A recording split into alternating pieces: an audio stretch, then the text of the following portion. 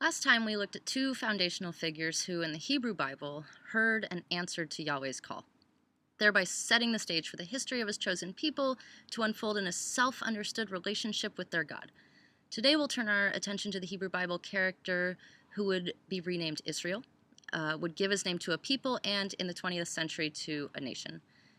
You can see from the really simplified family tree here that Abraham and Sarah's son Isaac came to marry a woman named Rebekah, who then gave birth to twins named Jacob and Esau. Now, Jacob was a conniver. His brother Esau was a simple man. That's their basic sort of characterization in the Hebrew Bible narrative. And from their birth, there were signs that the reversal of primogeniture that we saw last time would continue through this pair.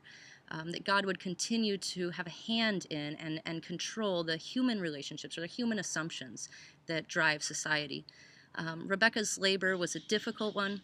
So important were the inheritance rights of the firstborn in this culture that when a hand emerged from her womb, and we're already talking breach here, a string was tied around the wrist, marking the child to come first as the elder.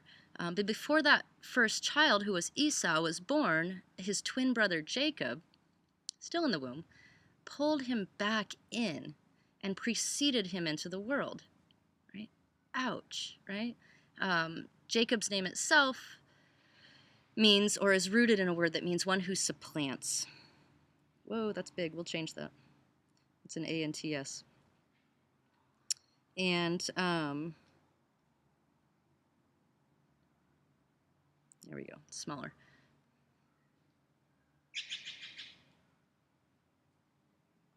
Supplants, there you go.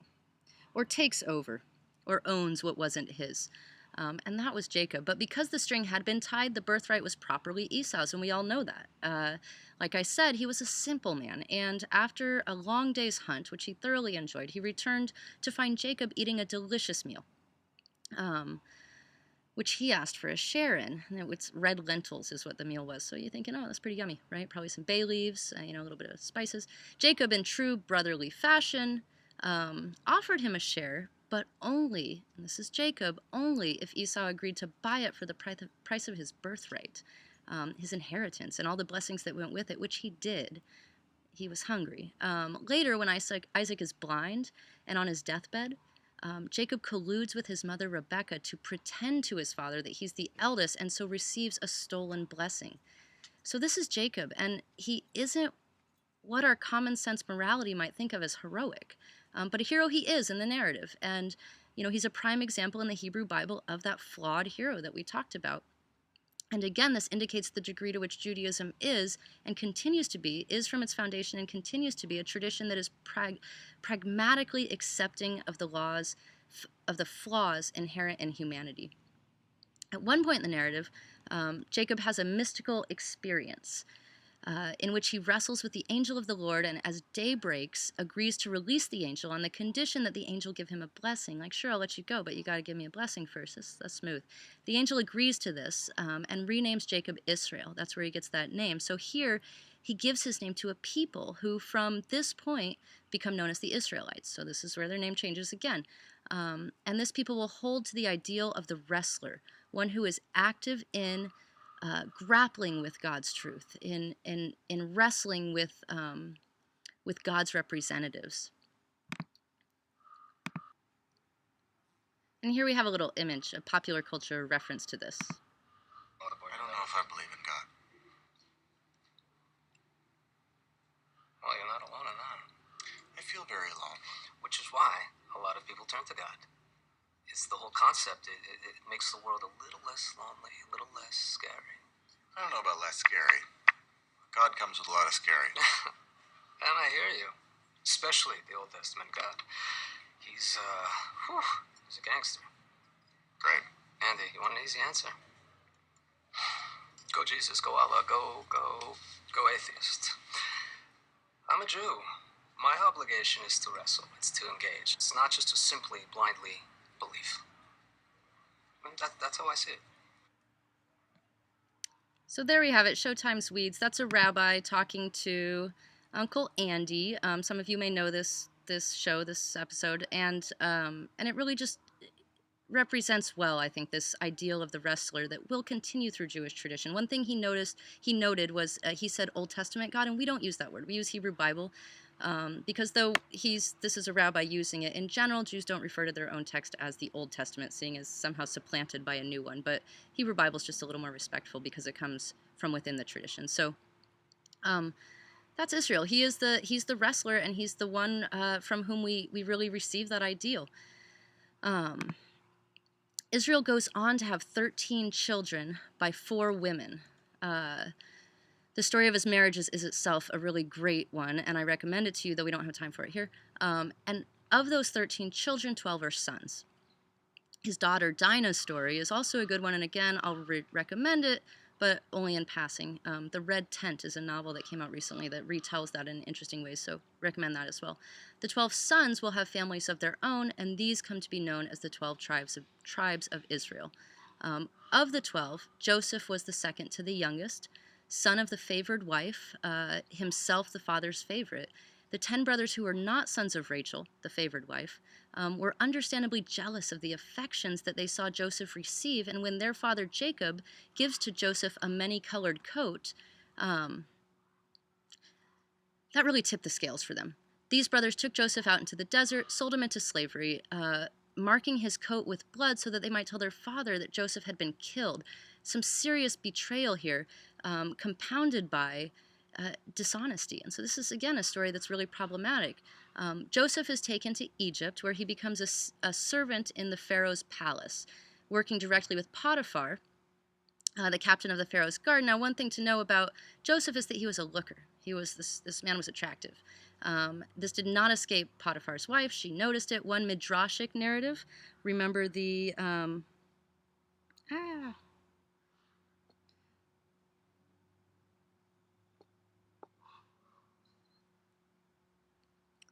Remember we talked about midrash last time.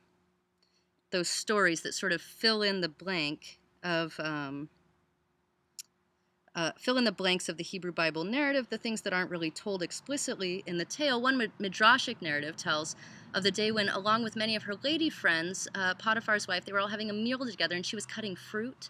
She had a knife, and when Joseph walks in the room, so enchanted was she that she unwittingly sliced through the fruit and, gazed longingly at him while she proceeded to peel the skin from her fingers. So this is just a rabbi's narrative that explains how attractive this guy was, and why that mattered to the story is that, completely taken in, she tries to seduce Joseph, who's having none of it. He's an upstanding, righteous fellow. He says, no, you're married, this and that. But offended by his rebuff, she claims that he tried to rape her, and he is thrown into the palace dungeon.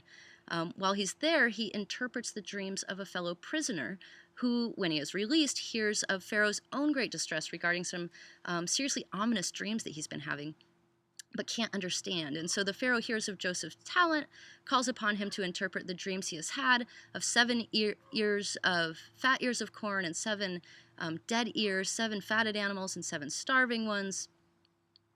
And Joseph tells the Pharaoh that he will have 7 years of bumper crops, followed by 7 years of famine, and that he should prepare for this, filling silos with grain that Egypt and all the surrounding lands will desperately need. And so it turns out he's right, and so the kingdom is saved. Joseph is elevated to a position of great authority, and anyone who doesn't want to starve to death must buy the grain from the Pharaoh, which is good for his coffers.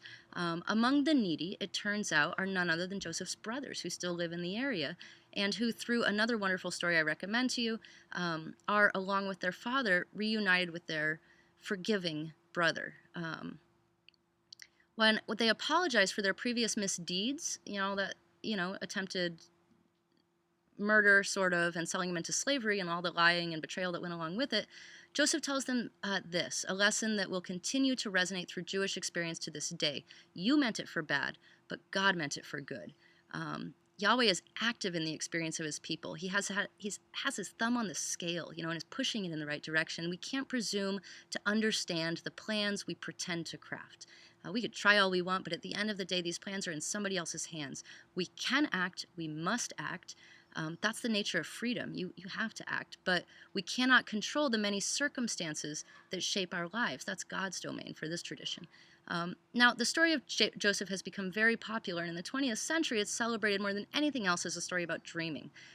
This is the afterlife of the Bible and the way that cultures translate the stories they hear there into something that resonates with what we need now. There are many themes one could pull from and highlight about this story. This is the story that our culture celebrates, is the story of dreaming. And we see this in children's narratives. Again, the importance of dreaming so huge, and that's what's highlighted. But it isn't through Joseph, as it turns out, but rather through another man, also placed in a position of power in Egypt, that the covenant, remember the covenant, that two-way promise, that the covenant is actively accepted, that the Israelites are cohered around the law, and this man is Moses. And again, covenant actively accepted, and that's the story that we're passing on to our children. And here are the highlights of Moses' life as it unfolds in the narrative. When the Pharaoh, having heard a prophecy that there would be a Hebrew child who would threaten his own power, he declares that every newborn Hebrew male child, is to be killed. And now Moses' mother, intent on having her son live, hides her pregnancy as long as she can, and then when Moses is born, she floats him in a basket down the river, where he's ultimately found and raised by Pharaoh's daughter in the Pharaoh's castle. And he comes to a position of great power through that. As a young man, he's placed in that position of power, a kind of a position that's older than his own years. But when he sees an Egyptian beating a Hebrew slave, he answers to his own internal sense of justice, and he kills the Egyptian. Now, there were witnesses, and Moses was no fool. So he fled from Egypt to Midian, where he finds a family with whom to settle down and live a quiet country life. This is the image of the Pharaoh's daughter's handmaids finding Moses in the river. Very popular image in art. And here's an image of the map that sort of shows you can pause here and sort of look carefully at this map and see the places to which Moses fled. But this settled country life, this thing that Moses had going on, not God's plan. And so God speaks to him through a burning bush, the now famous burning bush, telling him to go back, lead his people to freedom. Moses is what nearly every leader is in the Hebrew Bible, what nearly every good leader in our culture is, and we should look for this quality in leaders. He's reluctant. He doesn't really want to be in charge. He doesn't want to do it, but God is convincing, and Moses returns to Egypt, where the 10 plagues are unleashed on the Egyptians in an attempt to convince the Pharaoh to release the Hebrew slaves. Lots of plagues, all awful, but really it's the last one, the death of the firstborn, everyone's firstborn, that breaks the Pharaoh's resolve. In the language of the text, it unhardens his heart. And the Israelites avoid this last plague. Their firstborns don't die, for they're told, kill a paschal lamb and smear its blood on your doorposts, and the angel of death will pass over your house. He'll recognize you as among the chosen people, and he won't kill your firstborn. That word paschal, it's derived from a root meaning to pass over or protect. And so Passover, or Pesach, we'll talk about holidays in a later lecture, remains for Jews an annual celebration of freedom. And so there was the Exodus, the great leave-taking of the Hebrew slaves from Egypt. There's a midrash that tells about their crossing of the Red Sea. When they leave, they have to cross over the sea that's enormous, and so Moses stands up and he has his staff, and it's said that when he hits the staff on the ground, the Red Sea parts, and most of us have heard this story. The midrashic tale says that when the Israelites are ready to cross the sea, which parted for them and then closed on the Egyptian armies who followed, the midrash says, the waters parted, yes, that happened, but not until the moment when the first Israelite jumped in and said, I trust. So there's this subtext, you don't just get the miracles, you actually have to give something, and maybe your life, you have to give over the hope of that. However it happened, Moses led his people from Egypt to wander in the desert for 40 years. The most significant event of the time was when Moses receives the tablets of the law directly from the Lord atop Mount Sinai. These tablets are often understood to have contained the 10 Commandments, but, and I've mentioned this before, for many rabbis, Moses received the entire Torah all at once at this moment while on the mountain. So they're living under a law, a set of ethical guidelines that attempt to establish justice and that were given directly by God. This is God's law for humankind. And they're on their way at long last to the promised land. It's called that because it was promised so long ago to Abraham, that land of milk and honey and all things good. But they're not ready yet. so the story goes, and so they wander for 40 years. This is Charlton Heston's Moses when he comes down and speaks to his people. And this is the wandering of the Egyptians, just back and forth and back and forth. And it's not that much land, and it takes 40 years to get across it, which is a long time, again, because God has a hand in this. They are not ready. They don't get there. Okay, so this is funny, but it's also pointed, and it brings us full circle to the story of Jacob, with which we began this. This is not a perfect people. The Bible makes it very clear. This is a stiff-necked, stubborn people who continually err and they continually complain. Chosenness here is not a point of particular pride. It is, if anything, an increased responsibility. Those of us who have been fortunate in whatever way that fortune comes with the challenge to live up to it. That's the kind of generalized lesson from this. To accept our freedom no matter the difficulties that it brings, and it should bring difficulties. If we're not aware of it, maybe we're not paying attention, to more closely approximate the love of the Creator and the justice of the law. And these guys, they just, and they said to Moses, is it because there are no graves in Egypt that you have taken us away to die in the wilderness? Like, that's really a big thank you for leading us out of, slavery, right? Not enough graves there, huh? But again, this is a cartoon, but it's rooted in biblical fact or in biblical narrative. So what happens to Moses? This is where we'll end today. There he is. This is a good image. Looking out at the promised land from afar, he dies before his people enter that land. He sees it, but he never sets foot on its soil. Because when his people needed water, when they're wandering in the desert and God tells him to strike a rock and they would have it, Moses did, but he didn't give credit to the Lord. He didn't affirm the Lord in front of the thirsty masses. Too distracted maybe by their never-ending complaints and demands, frustrated by the challenges of a leadership he never wanted.